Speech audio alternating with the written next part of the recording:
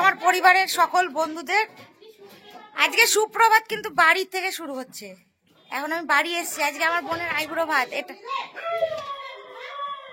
আজকে হচ্ছে আমিষ আইবুড়ো ভাত।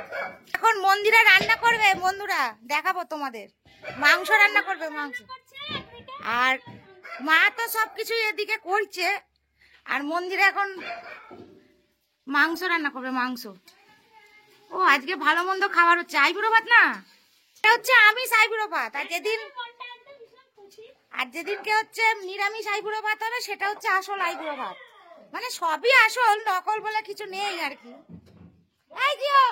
হ্যাঁ, এটা স্পেশাল আইবুড়ো ভাত হচ্ছে। কারণ সত্যি কথা, তোমাদের তো কালকের ভিডিওতে বলেছিলাম যে হচ্ছে যেদিনকে আমাদের ওর আইবুড়ো ভাত, সেদিন আমাদের সব সদ্গুরু যারা আছে সস্তায়নী, তাদের সব খাওয়ানো হবে। ওই জন্য সেদিন নিরামিষ।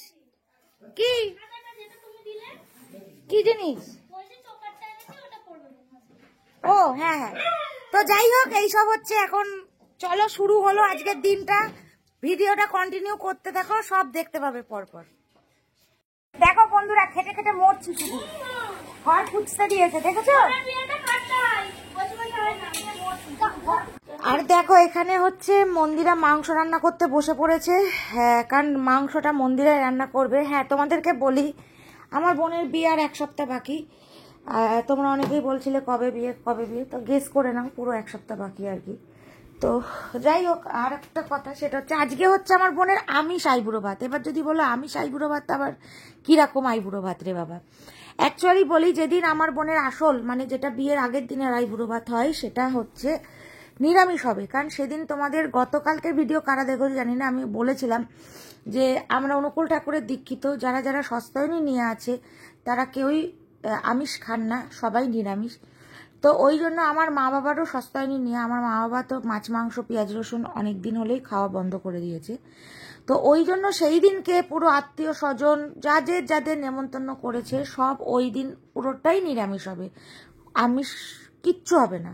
যেহেতু বিয়ের দিনকে দুরকম করাটা খুব অসুবিধার কারণ, তা ওই জন্যই মা বলল যে বোনকে তাহলে আমরা নিজেরা বাড়িতে আমিষ করে, মানে মাছ মাংস যেটা হয় আর কি, যেহেতু মাছ আমাদের শুভ আর কি, আমরা ধরি। তো এবং তার সাথে নিমন্ত্রিত ছিল ও যার কাছ থেকে নেল এক্সটেনশন শিখেছে, সেই দিদির এবং তার ফ্যামিলি পুরোই। কারণ সেই দিদি বিয়েতে আস্তে আস্তে অনেক দেরি হবে, ওর যেদিনকে বিয়ে, তা ওই জন্যই নেমন্তন্নটা করা হয়েছে। কারণ আইবুড়ো ভাতের দিন তারা আর আসতে পারবেন না, কারণ তাদের বাড়ি কল্যাণীতে। তো সেই দিদিরাই এই যে চলে এসছে, দেখতেই পাচ্ছ, ওকে সাজানোর জন্য। আর এই যে শাড়িটা পরেছে দেখতে পাচ্ছ, এই শাড়িটা আমার বড় পিসি দিয়েছে আমার বোনকে। আর বোনকে কে কি গিফট দিল অবশ্যই সেটা একটা ভিডিওতে বলবো, মানে একটা ভিডিওই হবে না, 2টো ভিডিও করতে হবে। কারণ ওর গিফটের সংখ্যা প্রচুর আর কি, মানে আমাদের আত্মীয় স্বজনের থেকে বলছি, আদার্সগুলো তো সেটা পরের কথা। তো যাই হোক, এই দিদির কাছ থেকেই ও নেল এক্সটেনশন শিখেছে। তোমরা সবাই জানো আমার বোনও কিন্তু একজন মেকআপ আর্টিস্ট আর কি, এবং ও কিন্তু সাজাই টাজাই, এবং সব থেকে বড় কথা, মন্দিরাকে ও কাল পরশু নেল এক্সটেনশন নিজেই করিয়াবে এবং নিজেরটা নিজেই করবে আর কি। এটাই হচ্ছে হাসি আনন্দের ব্যাপার আর কি। তো যাই হোক, দেখতেই পাচ্ছ এখানে দিদি বলল তো আমি হালকা করে একটু মেকআপ করে দিই, চলে এসো। তো তারপরে এই যে দেওয়া হয়ে গেছে ভাত, ডাল, মাছের মাথা দিয়ে ডাল, লাল শাক ভাজা, 3-5 রকমের ভাজা। দেখো কি মিষ্টি লাগছে, মুখটা ভীষণই সুন্দর লাগছে, দেখো মানে খুবই মিষ্টি লাগছে আর কি। তো খুব ভালো লাগছে, তোমরা কমেন্ট করে জানিও। তো আইবুড়ো ভাত খেতে বসেছে, আমিষ আইবুড়ো ভাত। তো এর মধ্যে আর সময় হবে না বলে ওই জন্য আমিষই খাওয়ানো হচ্ছে আর কি। তো তারপর আশীর্বাদ।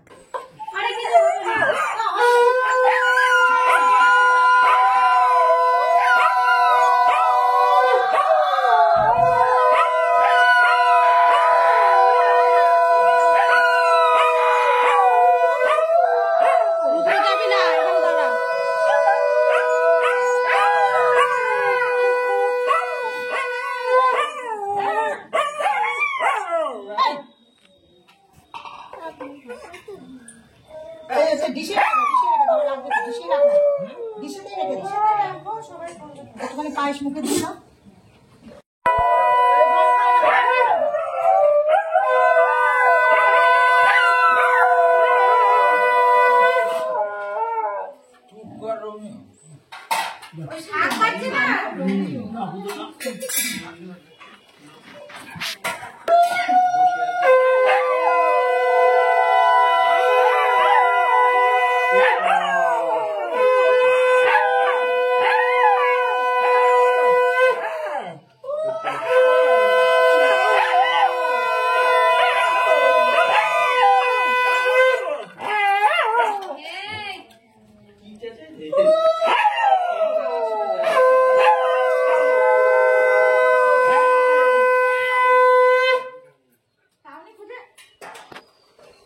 ওইখানে রেখেছি খাটের ওপর। জামা প্যান্ট গুলো একটু সরাও, দেখো। হ্যাঁ, আমার ঘরে।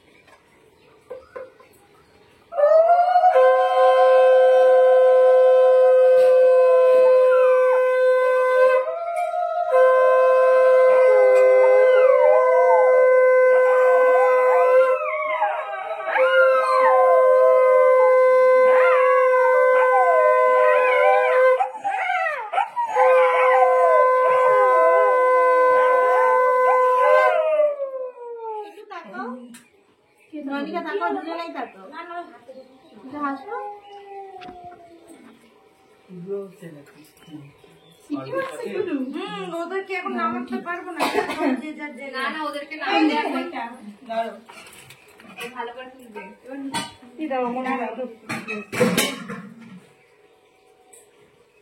ছবি তুলে দিয়ে একটা দেখবেন তো চাদর তোমার অন্যটা উল্টাচ্ছি না।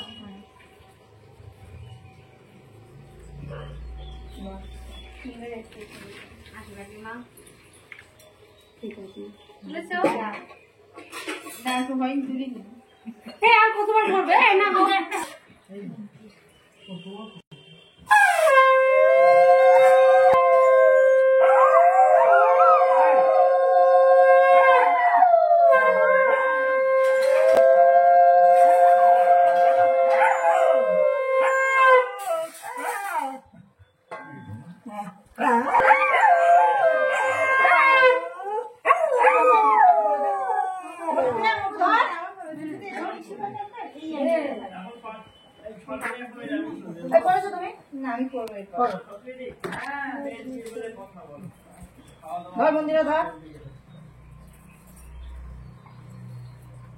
এদিকে দেখাও সবাই একটু। কত দায়িত্ব করে করেছিস?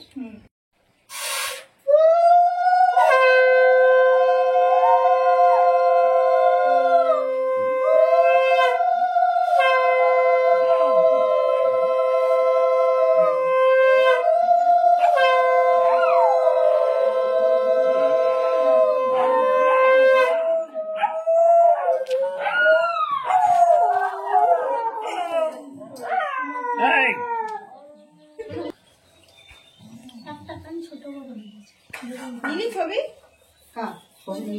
তাহলে আবার ছবি নেই, ভিডিও নিচ্ছি না ভিডিও হয়ে গেছে, কতবার খাওয়াবো একটা ভিডিওতে।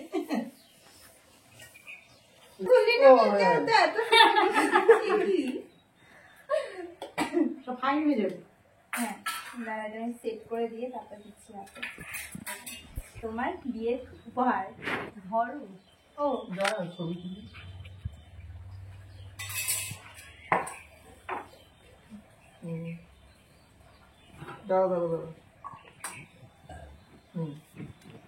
বাবা তুই তো সেই এক্সপ্রেস চালাচ্ছিস।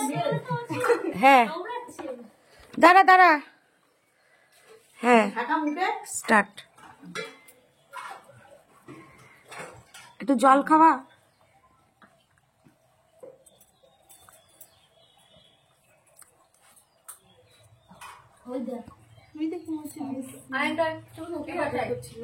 নাও মন্দিরে নাও।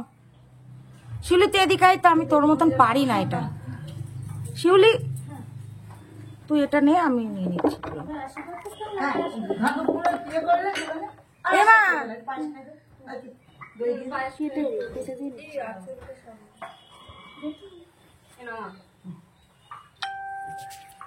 ফটো নিয়ে নিবি একেবারে।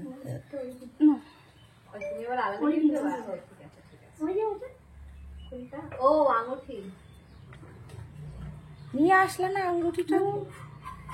শাড়ি আছে ঠিক আছে। ফুটেছে? হ্যাঁ দিদি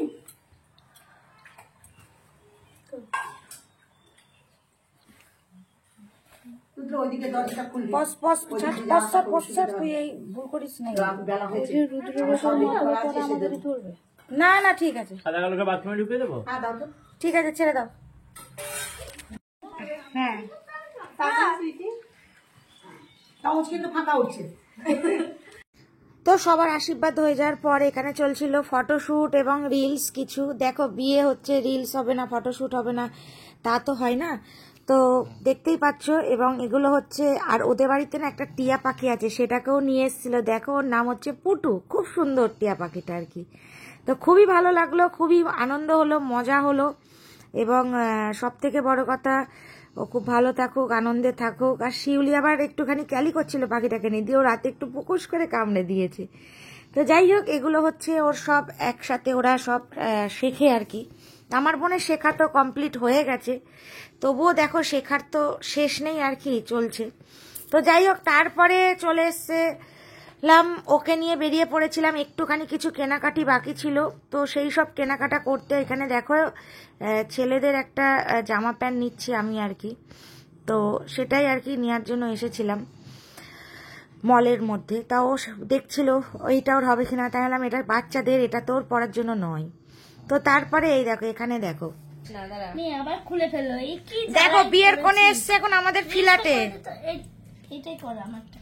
আরে দিয়ে দিচ্ছি না কি, আবজা হয় যে ওটার মতো আবজা হয়, করে দে না এটা, তুই ভাই কর না, দেখবো এটা পরে বিশ্লেষণ আমি ঠিক খুঁজে খুঁজে ঢুনকে বার করবো। তুই আর চিন্তা ওরা কর। একটা করে দাও। এই দেখো আইবুড়ো ভাত খেয়ে এসে মুখের মেকআপও তোলেনি, উফ কি ফর্সা লাগছে রে, ফর্সায় ভাই।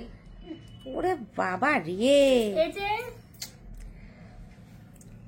এই যে কি জ্বালাই পড়েছি, দেখো সিন দেখো, দেখো পা কুচকুচ করছে, এটা কি জ্বালাই যে পড়েছি। এদিকে পাগল করে দিচ্ছে, মনু তুমি কখন নিয়ে আসবা পায়ের আংটি, মনু কখন নিয়ে আসবা। আংটি তো নিয়ে এসছি, নিয়ে এসে পড়ছি আর পড়াচ্ছে না, পড়ছে না। বিছে মারছি। সত্যি সত্যি তো সুরসুরি লাগছে আমার। তুমি নিজে নিজে করো। আর নিজে বললে তো সুরসুরি লাগছে। ও মা, তাহলে আর কি করি করবা? ইস রাম। তুমি আঙুলের মাথায় এটা কি ঢুকিয়েছো? দেখতে পাচ্ছি না, গরম করলে। না কিছু দেখতে পাচ্ছে না। দাঁড়া দাঁড়া গায়ের মধ্যে কেমন করছে। যাই হোক, তারপরে বুনুকে বাড়ি দিয়ে তারপরে রাত্রির বেলা খাওয়া দাওয়া করে বাড়ি ফিরবো, সেই সময় একটা দুঃসংবাদও এসে গেল। সেটা হচ্ছে তোমরা সবাই চিনতে বা জানতে, সেটা হচ্ছে টুম্পাদি, আমাদের খুব ক্লোজ একটা ফ্রেন্ড এবং খুব ক্লোজ একটা কাছের মানুষ। তোমরা অনেকেই জানতে যে টুম্পাদির বর বিগত 1-1.5 মাস কি 2 মাস যাবৎ ভীষণই অসুস্থ ছিল এবং নীলরতনে ভর্তি ছিল, সেখানে চিকিৎসা চলছিল এবং পেটে অপারেশন করে অনেক রকম মলমূত্র নালি টালি করা হয়। তো হঠাৎ করেই ফোন আসলো যে উনি আর নেই। খুবই খারাপ লাগলো, খুবই খারাপ লাগলো, মানে এত আনন্দের মাঝেও একটা দুঃখের সংবাদ, মানে কি বলবো, এটা মানে ভাবা যায় না। এত অল্প বয়স টুম্পাদির, এবং একটা মেয়ে আছে তোমরা সবাই জানো। তো খুব একটা আনন্দের মধ্যে একটা খুবই দুঃখজনক ঘটনা। আমাদেরকে কালকেও ফোনে কথা হলো, বললো এর মধ্যে আমার বরকে ছুটি দিয়ে দেবে, প্রায় অনেকটা একটু ভালোর দিকে আছে বৈশাখী, আমি তোমার বোনের বিয়েতে যাব। কালকেও কথা হয়েছে আমাদের সাথে ফোনে। তো আজকে রাত্রির তখন 9:30 বাজে ফোন আসলো যে টুম্পাদির বর মারা গেছে। তো যাই হোক, কি বলবো বলো, মন মানসিকতা ভীষণই খারাপ। তো তারপরে আমরা বোনকে বাড়ি দিয়ে এসে খাওয়া দাওয়া করে আসলাম। খেতে ইচ্ছা করছিল না, কারণ খবরটা শুনে খুবই খারাপ লাগলো। তা আমি জিজ্ঞাসা করলাম কখন কি আসবে না আসবে, তা বললো আস্তে আস্তে সকাল হয়ে যাবে, কারণ দেখো কলকাতায় আছে, ওখান থেকে 4 ঘন্টা হবে, তারপরে বডি ছাড়বে, তারপরে ওখান থেকে আবার রওনা দিয়ে আসবে। বললে আমি ফোন করব। তা আমি বললাম যে হ্যাঁ ফোন অবশ্যই করবে, যদি সম্ভব হয় আমি অবশ্যই যাওয়ার চেষ্টা করব টুম্পাদি, যেতে তো হবেই। এমন একটা মানে সময়ের মধ্যে হলো না, মানে কি বলবো আমি, মানে এতটাই এদিক ওদিক এখন টান পড়েন, কারণ আমার বোনের বিয়ে আর একটা সপ্তাহ বাকি, বিশ্বাস করো। মানে কি বলবো, আমি নিজেই দিশেহারা হয়ে গেছি। মাও শুনলো, বোনও শুনলো, সত্যি খুব খারাপ একটা সংবাদ। তবুও ভুগছিলেন। টুম্পাদিরও অনেক টুম্পাদি করেছে বরের জন্য, কেউ জানুক না জানুক, আমরা তো জানি, প্রতিটা মুহূর্তেই আমাদের সাথে যোগাযোগ হয়েছে, খবর নিয়েছি, শুনেছি।